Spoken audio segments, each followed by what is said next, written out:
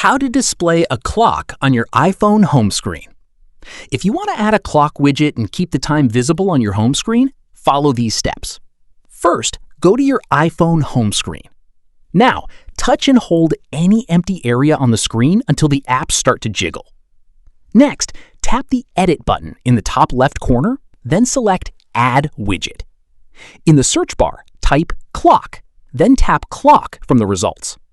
You'll now see different clock widget styles and sizes. Swipe through the available options and choose the clock style you want. Once you've selected a clock widget, tap Add Widget.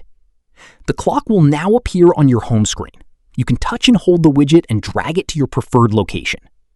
When you're finished, tap Done in the top right corner to save the changes.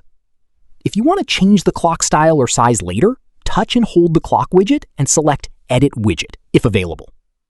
And that's it. That's how you can display a clock on your iPhone home screen. If this helps you out, make sure to like the video and subscribe for more quick iPhone tutorials. See you in the next one.